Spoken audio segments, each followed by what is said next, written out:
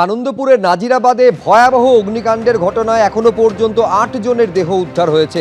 ১৮ জন নিখোঁজ বলে পুলিশ সূত্রে খবর পাওয়া যাচ্ছে। এই দুটি গোডাউন সম্পূর্ণ ভস্মীভূত হয়ে গেছে। অগ্নিকাণ্ডে ধ্বংসস্তূপে পরিণত হয়েছে জোড়া গুদাম। আর এইখানেই প্রশ্ন উঠছে যে জলাভূমি বুঝিয়েই কি তৈরি করা হয়েছিল এই দুটি গুদাম? অন্তত স্থানীয় বাসিন্দাদের দাবিতে তেমনটাই স্পষ্ট হচ্ছে। তাদের দাবি, আগে এখানে মাছের ভেড়ি ছিল, কিছু জায়গায় চাষ হতো। গত ১০-১৫ বছর ধরে বেশিরভাগ জলাভূমি বুঝিয়ে ফেলা হয়েছে বলে দাবি করছেন স্থানীয়রা। এর মধ্যে ১৮ জনের খোঁজ মিলছে না বলে পুলিশ সূত্রে জানা যাচ্ছে, যার মধ্যে রয়েছেন পিংলার ৩ জন ব্যক্তি। তমলুকের বাসিন্দা রাজু মান্না এখন অবধি নিখোঁজ। নিখোঁজের তালিকায় রয়েছেন পাঁশকুড়ার তপন দলুই, রয়েছেন সমরেশ ফদিকার, পাঁশকুড়ায় তার বাড়ি। এছাড়াও শশাঙ্ক জানা, দেবাদিত্য দিন্দা, এদেরও খোঁজ পাওয়া যাচ্ছে না।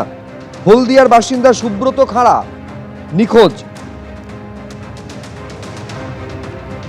প্রাণে বেঁচে গিয়েছেন, কপাল জোরে প্রাণে বেঁচে গিয়েছেন এমন ব্যক্তিও রয়েছেন তালিকায়। তাদের মধ্যে অন্যতম তমলুকের বিমল ভৌমিক।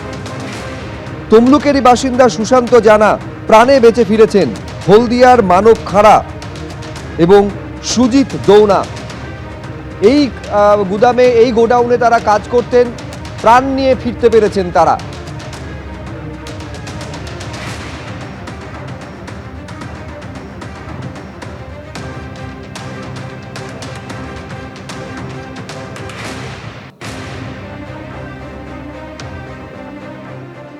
আনন্দপুরের বাতাসে এখনো পোড়া গন্ধ, ছাইয়ে মিশে পোড়া হাড়গোড়ের টুকরো।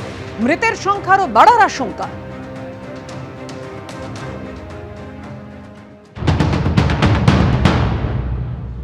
দেখতে পাচ্ছি পুরসভার তরফ থেকে একটা উদ্যোগ নেওয়া হয়েছে। আমার সহকর্মী অভিজিৎ দত্তকে দেখাতে বলবো, এইখানে যে লোহা আছে যেগুলো ঝুঁকিপূর্ণভাবে ঝুলে আছে বিভিন্ন জায়গায়, এই অগ্নিদগ্ধ যে গুদাম, সেই লোহা কাটার জন্য তাদের যে উদ্যোগ, সেই পদক্ষেপ তারা ইতিমধ্যে শুরু করেছেন। গ্যাস কাটিং মেশিন ইত্যাদি তারা আনছেন যাতে এই জায়গাটা অনেকটা সুরক্ষিত করা যায়। এবং আমরা যেখানে বেরিয়ে আসছি ঠিক সেই জায়গাটায় দেখতে পাচ্ছ এই মুহূর্তে ফরেন্সিকের যারা আধিকারিক তারা এসছেন, তারা জায়গাটাকে স্যানিটাইজ করে রাখছেন যাতে সেখানে বাইরের কেউ না আসে। এবং আমরা ধীরে ধীরে সেই জায়গাটা দিয়েই যাচ্ছি, কারণ বাইরে থেকে তারা এসছেন মূলত এই জায়গাটাতেই। এবং তোমাকে দেখাবো যেখানে আমরা দাঁড়িয়ে রয়েছি ঠিক তার সামনের দিকে থেকেই সকলে এসছে, এবং ওটা হচ্ছে যে আগুন লেগেছিল সেই গুদাম, তার পেছনের দিক। তবে এই জায়গাটা একটা জিনিস দেখাবো, এখানে যে ছায়া আছে সেই ছাইতে অসংখ্য যে হাড়ের টুকরো পাওয়া যাচ্ছে, দেখা যাচ্ছে। আমার সহকর্মী অভিজিৎ দত্ত দেখাচ্ছে হাড়ের টুকরো বিভিন্নভাবে এখানে আছে। এবং এই টুকরোগুলো দেখেই প্রশ্ন যাচ্ছে, যারা এখানে ছিলেন আদৌ কি তারা বেরিয়ে আসতে পেরেছিলেন? কারণ তারা অগ্নিদগ্ধ হয়ে যাওয়ার পর তাদের যে পরিস্থিতি, পরিণাম, কতজন ছিলেন সেই জায়গাটায় পরিস্থিতি এখানে। তবে এই যে জায়গাটা আমার সহকর্মী দেখাচ্ছে, পুরো এই জায়গাটাতেই অনেকে থাকতেন এবং সেইটাই আগুনে দুমড়ে মুচড়ে গেছে। এবং দেখতে পেলে যে কিছুক্ষণ আগেই সেই দৃশ্য দেখালাম যেখানে আমরা বেশ কিছু হাড়ের টুকরোও দেখতে পেলাম। তবে পুরো এলাকাটা এখন কর্ডন অফ করে দেওয়া হচ্ছে।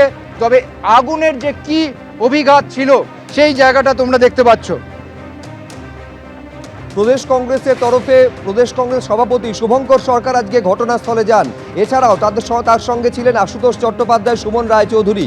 সেইখানে গিয়ে এই ঘটনার জন্য, যে ভয়াবহ অগ্নিকাণ্ডের ঘটনায় এখনো পর্যন্ত ৮ জনের মৃত্যু হয়েছে, রাজ্য সরকারকে দায়ী করেছেন প্রদেশ কংগ্রেস সভাপতি। একই সঙ্গে বিরোধী রাজনৈতিক দল বিজেপির ভূমিকা নিয়েও প্রশ্ন তুলেছেন তারা। এই যে জলাশয়, জলাভূমি, ওয়েটল্যান্ডকে হচ্ছে বোঝানো, ইল্লিগালভাবে তাকে বন্ধ করে দিয়ে তার উপরে কনস্ট্রাকশন করা, ইল্লিগাল কনস্ট্রাকশন। এই ব্যাপারে রাজ্য সরকার যেমন প্রত্যক্ষভাবে জড়িয়ে আছে, বিরোধী দল বিজেপিও জড়িয়ে আছে। সেই জলাভূমিগুলো কিভাবে আজকে বন্ধ করে দেওয়া হচ্ছে এবং সেখানে বড় বড় মাল্টি স্টোরের বিল্ডিং, বড় বড় গোডাউন এসব উঠছে। কারা লাইসেন্স দিচ্ছে, কারা এর ফায়ারের লাইসেন্স দিচ্ছে, কারা সেফটি মেজার্সের ব্যাপারে ভাবছে, এ ব্যাপারে সরকার যেমন সম্পূর্ণভাবে দায়ী, আমি মনে করি সরকারের পদত্যাগ করা উচিত। কেরোসিন তেল আর পেট্রোল মমতা বন্দ্যোপাধ্যায় দিয়েছেন, আর শুভেন্দু অধিকারী দেশলাই কাঠি জ্বালিয়েছেন। এবিপি আনন্দ, এগিয়ে থাকে, এগিয়ে রাখে।